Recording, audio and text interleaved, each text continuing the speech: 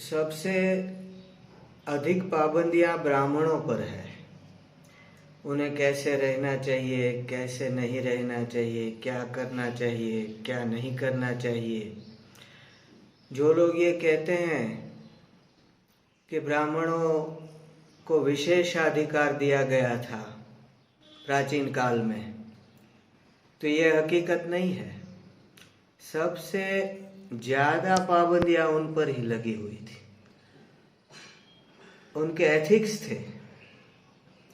लेकिन जैसे ब्राह्मणों के विषय में एथिक्स हुआ करते थे, वैसे ही व्यापार के भी कुछ एथिक्स थे। जैसे कि विष और हथियार का व्यापार करना निषेध था, क्योंकि किसी को मारकर अगर हमें धन का लाभ मिले तो वो किस काम का। तो हथियार और विष बेचे नहीं जाते थे और ये अच्छा नहीं समझा जाता था। लेकिन आज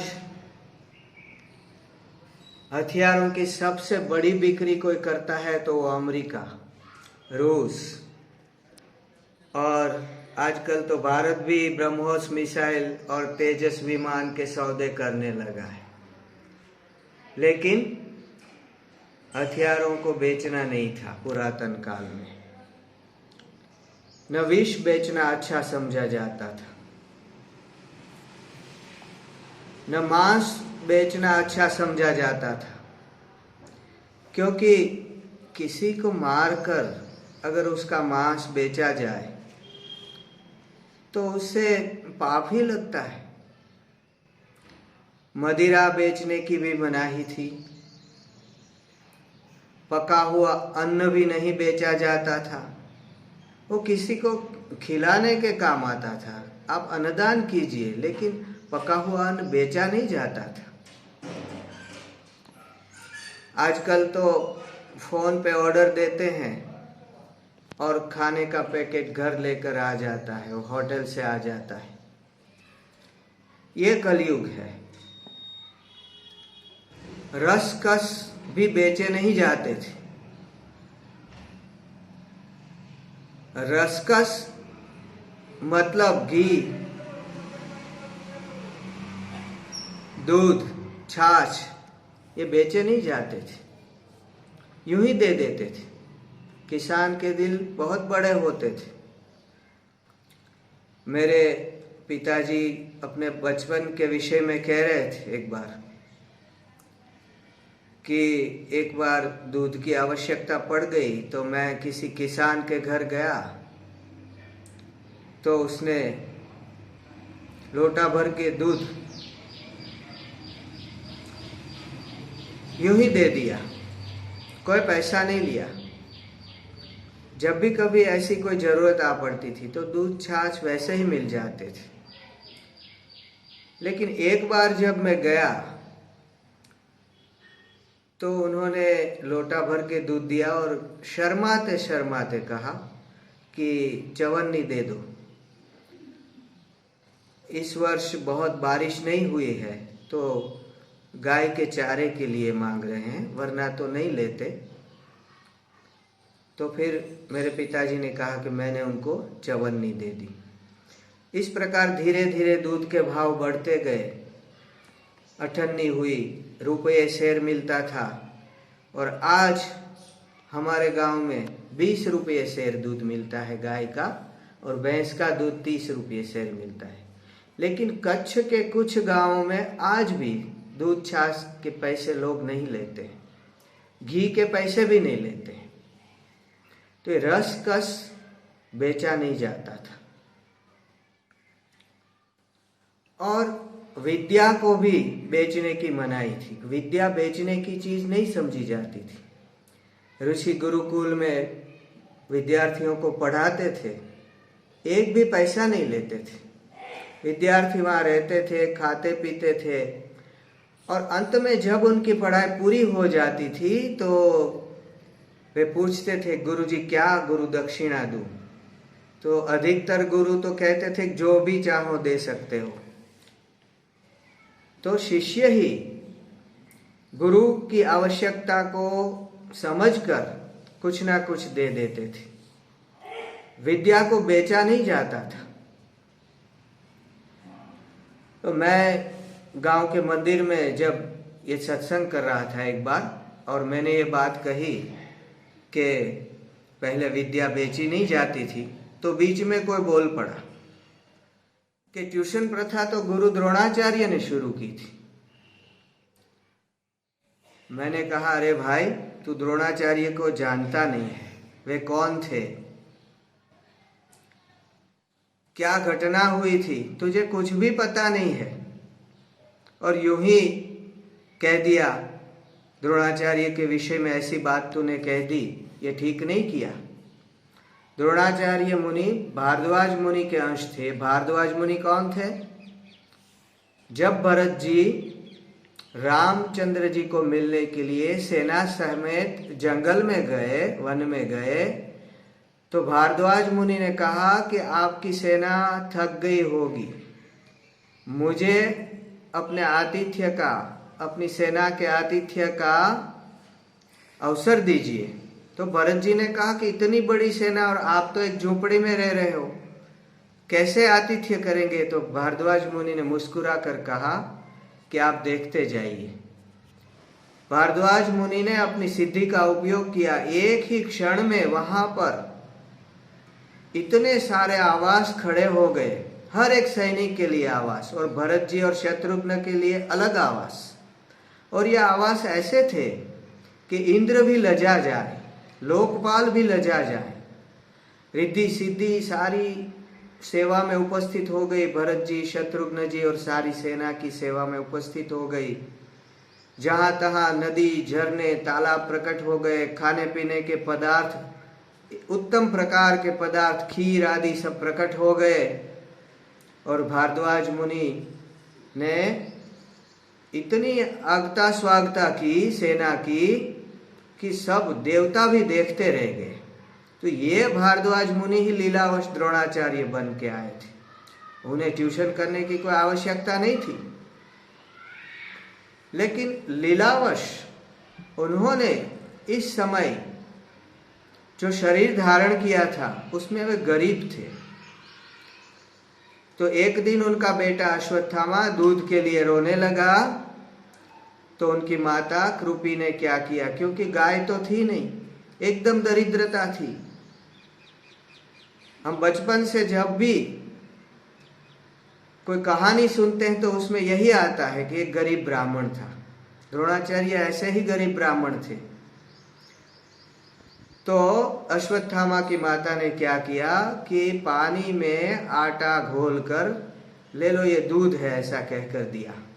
तो अश्वत्थामा ने मुंह में डाला, लेकिन छी छी करके उन्होंने बाहर निकल दिया। उन्होंने कहा, नहीं, ये दूध नहीं है, मुझे दूध चाहिए, दूध चाहिए, रोने लगे। अब बच्चा है। तो कृपी ने कहा कि अब क्या करें? तो द्रोणाचार्य ने कहा कि मैं द्रुपद राजा के पास गाय मांगने के लिए जाता हूं। उस समय यह था कि ब्राह्मण को अगर किसी चीज की आवश्यकता पड़ जाए तो किसी और से नहीं मांगते थे।